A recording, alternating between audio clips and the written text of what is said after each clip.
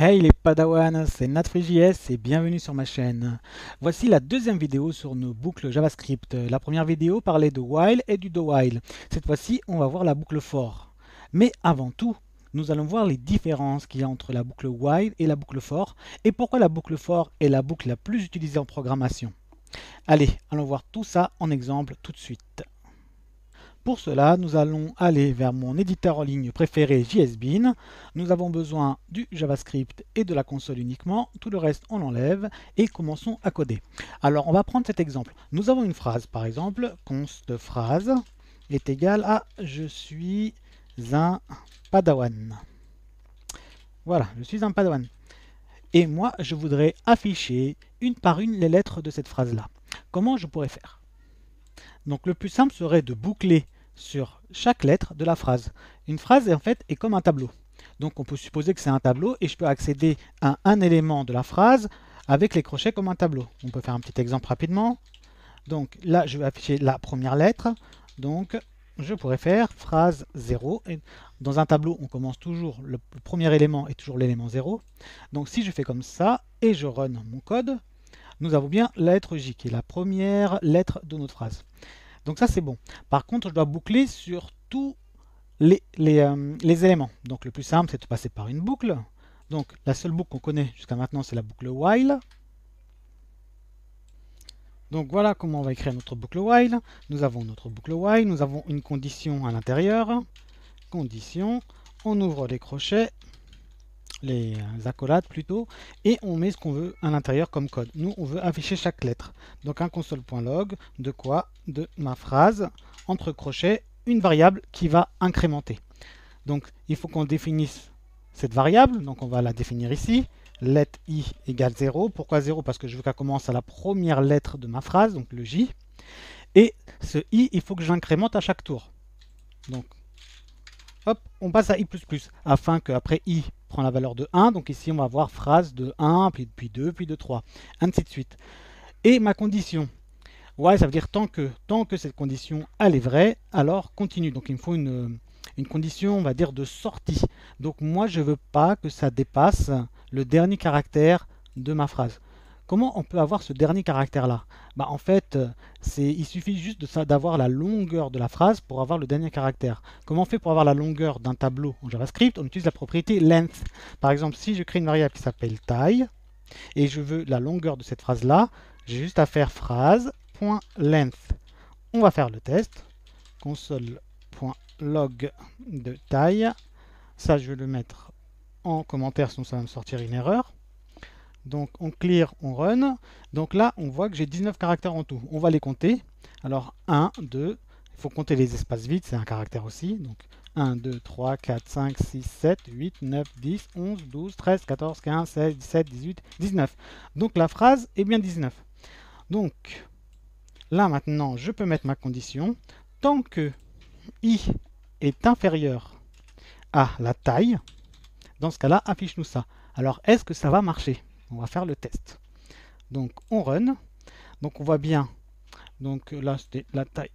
On le retire de ceci. Donc je suis un padawan. Donc ça fonctionne.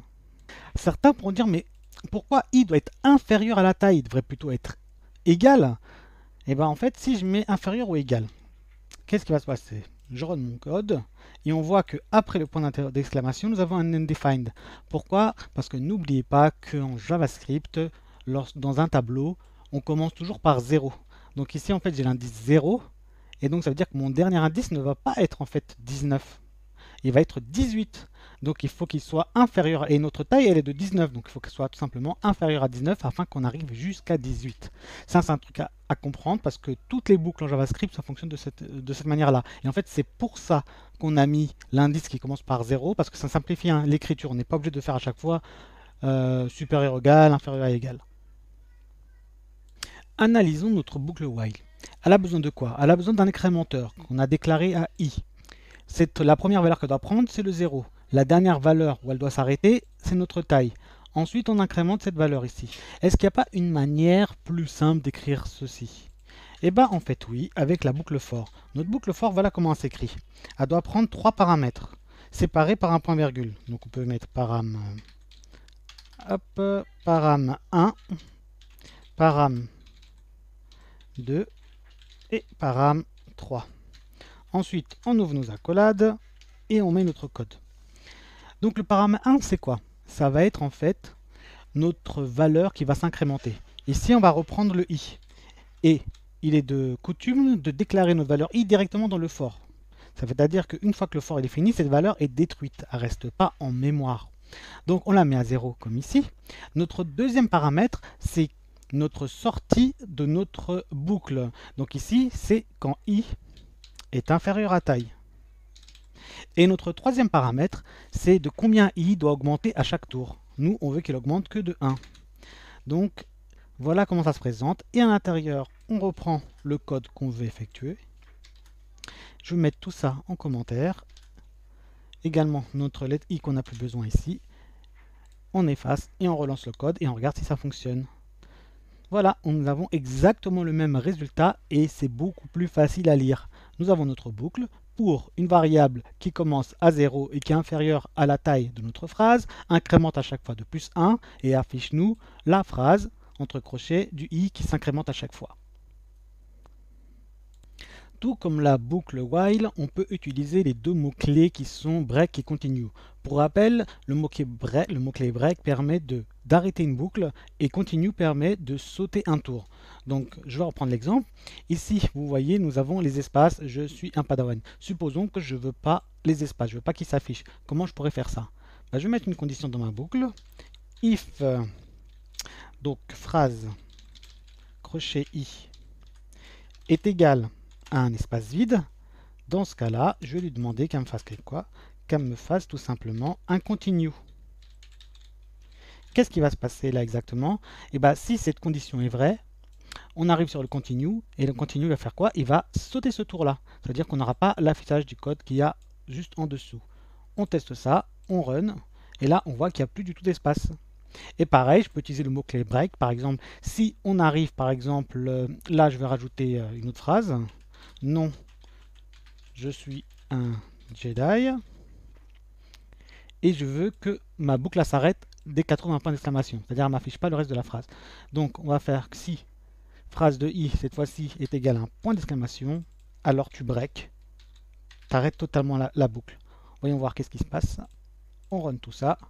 Et là, on a je suis un padawan, mais vous voyez, on n'a plus toute cette partie-là. Donc, nous sommes sortis de la boucle.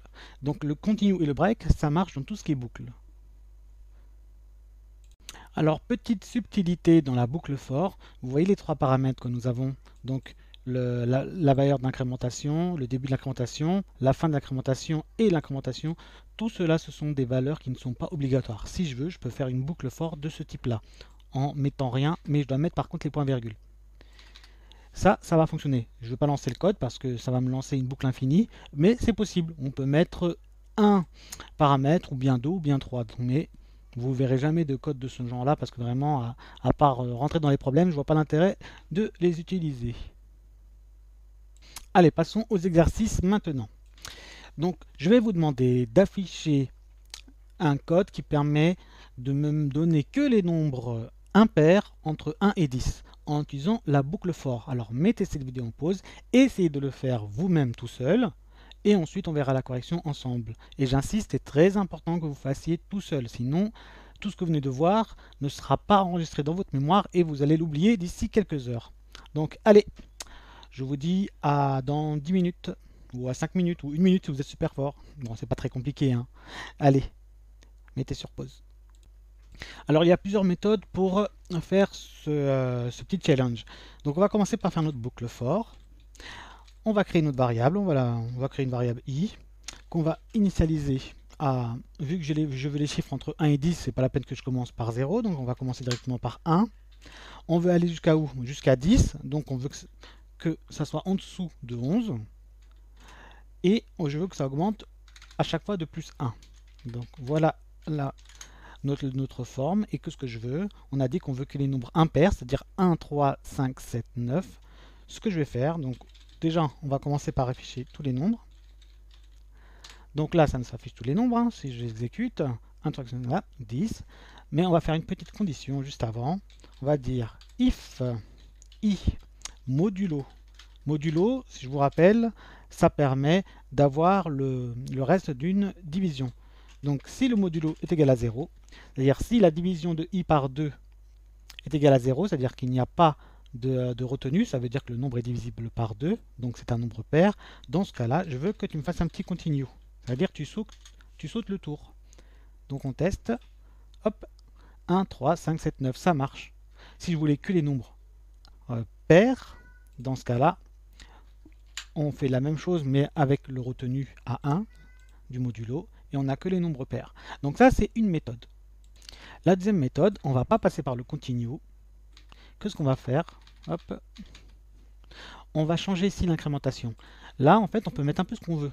Moi, je veux que ça bouge cette fois-ci de 2 crans. Alors, comme on commence par 1, le nombre impair suivant c'est 3, donc on rajoute plus 2. Comment on peut faire ça? Eh bien, il suffit juste de faire une incrémentation, cette fois-ci, par 2. I plus égale 2, ça veut dire quoi? Ça veut dire que I est égal à I plus 2. Donc, au lieu de faire une répétition des deux I, eh ben, on enlève ce I là, qui est en plus, et on va coller notre plus et notre égal. Donc si je fais ça, qu'est-ce qui va se passer? Clear, on run, on a tous nos nombres impairs. Et si j'avais commencé par 0, clear, cette fois-ci, j'aurai tous les nombres pairs, avec 0 inclus. Allez, on passe au second exercice. Je veux une boucle for qui me permet de calculer la puissance d'un nombre. Par exemple, la puissance du chiffre 2. Par exemple, si je dis 2 à la puissance 3, alors je l'ai mal écrit, à la puissance 3, donc ça c'est égal à 2 fois 2 fois 2, c'est-à-dire 8. Bah, faites-moi une boucle for qui me permet de calculer un nombre à la puissance d'un autre nombre. Avec une boucle for. Allez, mettez pause et on corrigera ça dans 5 minutes. Passons à la correction. Bravo si vous avez réussi. Donc, une puissance, ça revient à faire quoi? 2 puissance 3, ça revient en fait à faire 2 fois 1 qui est égal à 2. Ce résultat, je le reprends, je le remultiplie par 2, ça nous donne 4. Ce résultat, je le reprends encore une fois, 4, et je le remultiplie encore par 2, ce qui nous donne 8. Donc si on remarque bien, on voit en fait que j'ai 3 étapes. Ces 3 étapes-là, en fait, elles correspondent à la puissance 3. Comme nous avons 3 en puissance, on a 3 étapes. Donc je peux commencer à créer mes variables. Ma première variable, ça va être mon nombre. On va l'appeler num. Dans l'autre cas, c'est 2. On va créer maintenant la puissance qui va nous servir à compter nos tours. Donc 11 puissance est égal à 3. Et nous avons besoin d'une variable qui va s'augmenter à chaque fois 2 fois 2 à chaque tour. Donc on va l'appeler résulte. Donc let résulte, cette fois-ci c'est un let et pas une const parce qu'elle va bouger.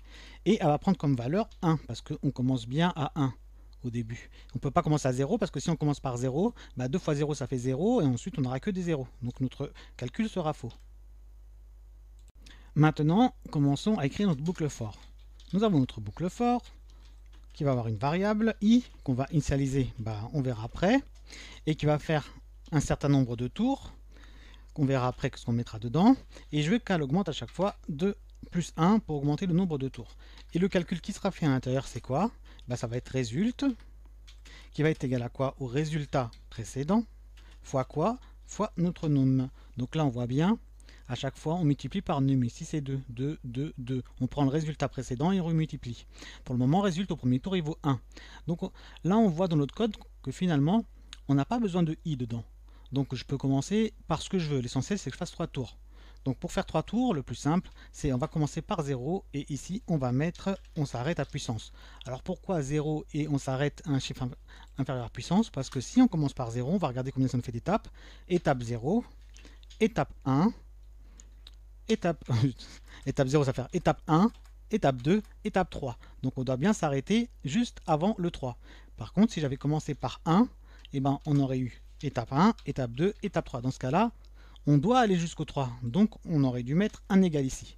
Voilà, l'écriture la plus standard, c'est on ne met pas de égal, on commence par 0, et c'est plus simple à écrire comme ça. Habituez-vous à cette écriture. Hop, un petit point virgule pour faire plus joli. Et maintenant, je veux voir le résultat final. Console.log de résulte. Et on va voir ce que ça donne. Run. Alors, j'ai une petite erreur. C'est normal, j'avais pas effacé mes commentaires ici. Donc, je clear et je run. On a bien 8. Et si on peut voir exactement un peu mieux ce qui se passe étape par étape, faire un petit console log et on va afficher résultat à chaque étape. Clear. Donc on voit bien que ça nous fait 1, 2, 4, 8. 1 parce que le résultat au début il a 1, après on le multiplie par 2, il passe à 2, puis après le résultat on le remultiplie par 2, ça fait 4 et ça fait 8. Ainsi de suite. Bien sûr, on aurait pu encore optimiser le code. Là on a deux fois résultat qui s'affiche. On peut l'enlever ici, et le fois qui est là, on le met devant l'égal, et ça revient exactement au même. Voyons voir si notre fonction fonctionne bien. On va mettre 10 à la puissance 3. 10 à la puissance 3, c'est censé faire 10 fois 10 fois 10, donc 1000. Est-ce que ça fonctionne? Ça fonctionne parfaitement. Voilà. Nous avons reproduit une fonction qui existe déjà en JavaScript qui s'appelle math.pow, tout simplement avec le for. Mais en fait, toutes les fonctions mathématiques que vous allez voir en JavaScript dérivent toujours d'une fonction for, d'une boucle for à l'origine. Allez, troisième exercice. Cette fois-ci, on va partir sur un tableau. Je vais appeler tab est égal. Il va avoir différentes valeurs. Moins 5, 10, 14, 47, moins 100. Zut, j'ai pas mis des virgules. Ici, ce sont des virgules et pas des points-virgules. Voilà. Et dernière valeur, je sais pas moi, 78. Et je veux que vous me trouviez la valeur la plus grande de ce tableau. Donc ici, dans notre cas, c'est... Bon, on va pas mettre 78 ici. On va mettre tout simplement, allez, 28. Donc ici, la plus grande, c'est 47. Je veux que vous fassiez une boucle for qui me sort le maximum, la valeur la plus grande du tableau. Allez, bon courage, c'est un exercice qu'on retrouve souvent dans les tests, donc essayez de le faire par vous-même avant de voir la correction. Donc ici, comment on fait un humain pour trouver la valeur la plus grande? Ben, il va comparer chaque valeur. Il va regarder moins 5, il va supposer que c'est la valeur la plus grande. Ensuite, il va trouver 10, il va dire, ah bah non, 10 c'est plus grand que moins 5, donc c'est 10 la nouvelle valeur la plus grande. Ensuite, il passe à 14, il va dire, ah maintenant c'est 14 la plus grande. Puis 47, il va dire, ah c'est maintenant 47. Après moins 100, il va dire, ah moins 100 c'est plus petit que 47, donc on reste toujours sur 47. Et ensuite, on passe à 28, 28 est toujours plus petit que 47. On a fait le tour de notre tableau, et c'était 47 le plus grand. Et ben on va faire la même chose. On va créer une variable qu'on va appeler max, qui va être égale à la première valeur, donc tab de 0. Tab de 0 ici, ça va être moins 5, ça va être notre valeur de départ. Et on va boucler sur tout le tableau, et à chaque fois qu'on voit une valeur plus grande, on va dire que max prend cette valeur. Donc comment on va boucler maintenant? On fait notre for, let i égale. Alors là, on va commencer par quoi? On sait que pour itérer sur un tableau, il faut mettre un indice ici. Ici, en fait, je vais directement mettre ce qu'on va faire. On va mettre un if. If notre valeur max, ou même plutôt, on va faire de l'autre sens, if tab de i est supérieur à max, alors quoi? Et bah dans ce cas-là, max maintenant est égal à tab de i. Ça, c'est ce qui va se passer dans notre tableau. Donc, on va commencer par quelle valeur ici? Par 0, par 1. Ça ne sert à rien de commencer par 0 parce que notre tab de 0, eh ben, on le connaît déjà. Donc, on va directement commencer à 1. Ensuite, on va s'arrêter quand? On va s'arrêter à la taille de notre tableau. Donc, lorsque i est inférieur à tab.length, on avait vu que quand on écrivait ça comme ça s'arrête bien au dernier élément du tableau. Il ne fallait pas mettre un égal ici. Et on va incrémenter à chaque fois de plus 1 pour vraiment parcourir tout notre tableau 1 à 1. Donc si je fais ça, bah, qu'est-ce qui va se passer? Console.log de mon max, on va voir s'il va bouger. Clear, je run et on trouve bien 47. Et si j'agrandis mon tableau, je mets une autre valeur beaucoup plus grande, par exemple 200. Et là, on va mettre même 1000 ici, et ensuite 200. Comme ça, on vérifie bien qu'on va partout dans notre tableau. Et on voit bien que notre nouveau max est bien 1000. Alors, vous pouvez être étonné par la manière dont j'écris mes conditions avec le if, parce que normalement, ça, on doit le mettre en accolade, comme ça. Ça, c'est la forme sérieuse, on va dire. On n'est pas obligé de mettre des accolades lorsqu'on n'a qu'une seule instruction. Là, j'en ai qu'une seule, donc les accolades ne sont pas nécessaires. Par contre, si j'avais deux instructions, par exemple ça, puis un petit console.log de table de i, par exemple, là, je suis obligé de mettre mes accolades, parce que si je ne mets pas mes accolades, qu'est-ce qui va se passer en fait? Et bah, le if ne va exécuter que la première ligne suivante. Donc là, ça va nous faire des trucs étranges. Voilà. Donc, si je veux qu'elle exécute les deux lignes de code, je suis obligé de mettre les accolades. Clear, run. Voilà, donc là, cette fois-ci, notre max, il est bien de 1000. Voilà pour cet exercice. Maintenant, on va passer par un exercice beaucoup plus compliqué. Et restez attentifs, ne quittez pas la vidéo. On va voir les boucles imbriquées. C'est la chose qui fait le plus mal à la tête en JavaScript, dans tous les programmes. Alors pour ce dernier exercice, supposons qu'on vous demande de calculer la moyenne des notes d'un élève. Et on vous donne ça comme tableau. Const note avec un S. Et dans ce tableau, nous avons un autre tableau qui correspond à une matière. L'élève a eu 9, ici il a eu 8, et puis il a eu un 14.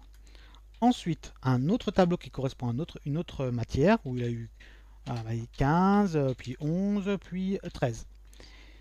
Et encore une autre matière où il a eu que 2 notes. Il a eu 10 et 17.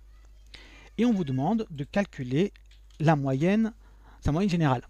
Donc comment on va se débrouiller? Il faut qu'on arrive à récupérer toutes les notes de toutes les matières, les additionner et diviser par le nombre de notes. Mais le problème, c'est qu'on a des tableaux dans des tableaux. Par exemple, comment je fais pour accéder au deuxième tableau qui est ici? Bonne question. Chaque élément, en fait, chaque tableau est un élément du tableau. Donc en fait, ici, ça va être notre élément 0, parce qu'on commence toujours par l'index 0 dans un tableau. Ici, ça va être notre deuxième élément, donc qui sera l'index 1. Et ici, ça va être notre troisième élément, qui sera l'index 2. Faisons un petit console.log. Je veux, par exemple, on avait dit le deuxième tableau qui est ici. Donc ça va être note, crochet 1. Parce que le 0, c'est lui, je vous rappelle. Je run. Et j'ai bien mon deuxième tableau. Mais maintenant, comment je fais pour accéder à la dernière note de mon deuxième tableau? Et bien en fait, là, on rentre dans les tableaux des tableaux, c'est-à-dire on va encore ouvrir un crochet. Et cette fois-ci, je veux, on avait dit quoi, la dernière note. Donc là, c'est l'index 0, l'index 1, l'index 2. Donc ça va être l'index 2. Donc normalement, si je fais ça, je devrais avoir le 13. Clear. Je run, on a bien notre 13. Si je veux maintenant accéder à la première note du premier tableau, donc le premier tableau c'est l'index 0, la première note c'est également 0, donc je devrais avoir 9. Je clear, je run. Voilà. Donc nous avons vu comment se balader dans un tableau. Mais maintenant, comment faire pour boucler sur tous les éléments? Et bien là, il faut bien réfléchir. On va faire l'exercice ensemble parce que si vous ne l'avez jamais fait, la réponse n'est pas évidente du tout. En fait, ce genre de tableau, c'est un tableau à 2 dimensions. Et il ne faut pas le voir de cette manière-là. Il faut le voir comme un tableau avec des lignes et des colonnes. Voilà comment il se présente en fait exactement. Donc nous avons des lignes ou des rangées. Et dans ces lignes-là, nous avons des colonnes. Ça, c'est donc la ligne 0, la ligne 1, la ligne 2. Et ça va être la colonne 0. Ça va être... Alors, on va essayer de faire ça un peu plus joli. Voilà. Comme ça. Hop. On va appeler un espace ici. Donc là, est-ce qu'ils sont tous alignés? Oui. Donc, nous avons notre colonne 0. Ici, notre colonne 1. Et le 14 et 13, ça va être notre colonne 2. Donc il faut voir ça de cette manière-là. Donc on constate bien qu'on doit parcourir toutes les lignes. Et une fois qu'on est dans une ligne, on doit parcourir le tableau dedans. Donc on voit qu'on a 2 parcours à faire. Donc ça veut dire qu'il y aura 2 boucles forts. Donc on aura des boucles forts imbriquées. Donc on va commencer à parcourir nos lignes. Donc pour cela, ce que je vais faire tout simplement, je vais faire mon for. Je vais créer une variable de l'appeler i. D'habitude, on les appelle i. Moi, je vais l'appeler ligne, tout simplement, que ça va être plus facile à comprendre. Qui commence à 0. Ensuite, elle va s'arrêter où? Notre parcours. Il va s'arrêter à la taille du tableau. Alors, le tableau, en fait, c'est quoi sa taille? Ici, c'est le nombre d'éléments qui est à l'intérieur. Donc, ici, nous avons 3 éléments. Donc, la taille sera 3. Donc, notre tableau va s'arrêter lorsqu'on sera à la dernière ligne, donc inférieure à quoi? À notre tableau et à sa taille. Donc à la taille du tableau. Et on veut à chaque fois changer de ligne. Donc une par une, ligne plus plus. Là, nous avons notre première boucle.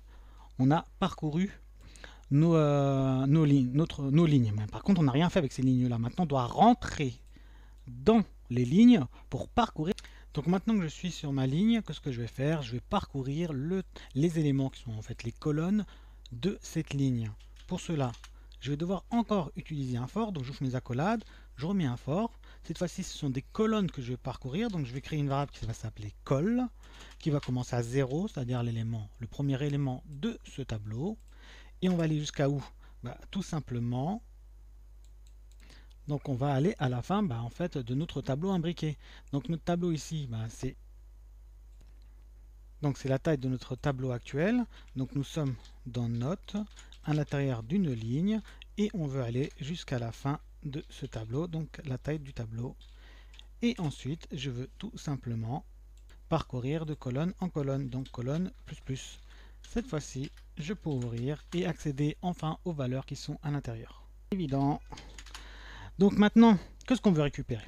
On veut récupérer le total. On va additionner tous les chiffres qu'on a rencontrés dans notre tableau.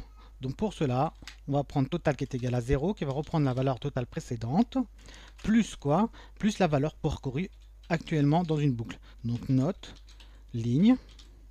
Ensuite, dans la ligne, la colonne parcourue actuellement.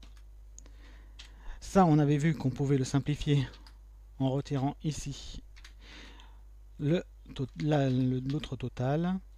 Et ce que je veux également, c'est savoir combien il y a d'éléments au total. Donc là, nous avons 1, 2, 3, 4, 5, 6, 7, 8. Nous avons 8 éléments. Bon, je vais créer une variable qui s'appelle élément, qui va prendre comme valeur 0 au début. Et à chaque fois qu'on rentre dans un tableau, on compte, on incrémente notre élément de plus 1. Comme ça, j'aurai à la fin récupéré tout le nombre total d'éléments. Bon, on va vérifier si ça fonctionne. Console.log, hop, d'éléments, ça devrait nous afficher 8. On teste et nous avons bien 8. Si je rajoute une note de plus, par exemple ici, on va lui mettre, je sais pas moi, qu'il a eu 8, tiens, par hasard. On devrait avoir maintenant 9 notes. Donc le programme semble fonctionner. Comment on fait pour calculer une moyenne? C'est pas compliqué, hein. On prend notre total et on le divise par le nombre d'éléments. Voyons voir ce que ça nous donne. Hop, ça nous donne 1,666. Et si on veut, on peut même arrondir ça à 2 chiffres après la virgule. Il suffit de mettre ça entre parenthèses, faire .toFixed à 2. Ça permet de fixer le nombre de décimales à 2 décimales. Donc je run et ça me fait bien 11,67. Alors c'est très compliqué à comprendre et sincèrement, si vous ne vous exercez pas dessus, ça rentrera pas dans la tête. Il faut vraiment, c'est difficile pour tous les développeurs, hein. Donc il faut vraiment pratiquer. Donc cet exercice-là, essayez de le faire vous-même tout seul. Une fois que vous l'aurez fait au moins une fois, ça va commencer à rentrer dans la tête. Et on verra dans les prochaines vidéos des manières plus intuitives de faire des boucles imbriquées. Parce que les boucles for c'est très bien lorsqu'on n'a qu'une seule, mais lorsqu'il y a une boucle for dans une boucle for, ça devient incompréhensible. Si vous êtes perdu avec vos boucles, il y a un site qui est super intéressant qui s'appelle Python Tutor. C'est un ami de mon Discord qui me l'a montré. Donc vous allez voir, ça s'appelle Python Tutor, mais c'est pas que pour du Python. Ça permet de visualiser étape par étape nos boucles, ou notre code en général. Donc ici je choisis JavaScript, hein. Nous avons plusieurs choix.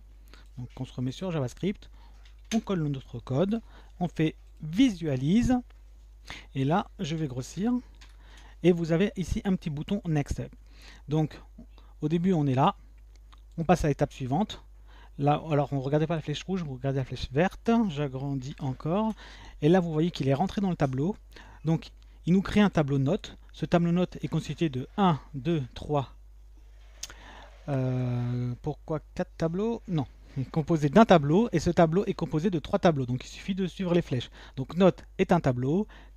Et ce tableau-là qui est composé de 3 éléments, ces 3 éléments sont un tableau, un tableau, un tableau. Donc ensuite je fais Next, et vous voyez, après il arrive à total qui initialise à 0, et vous pouvez voir ainsi de suite toutes les étapes. Et vous pouvez voir à quel endroit votre programme il bug, et vous voyez les valeurs ici qui augmentent. Total on est passé à 17, on est arrivé à l'élément numéro 2, et ainsi de suite. Il vous dit même il y a combien d'étapes dans votre code. Ici il y a 54 étapes avant d'arriver au console log qui est ici. Voilà, donc mettez-les dans vos favoris, c'est super pratique pour débugger votre code. Merci Moshe. Nous arrivons à la fin de cette vidéo. Bravo à tous les padawans qui ont résisté jusqu'à ici.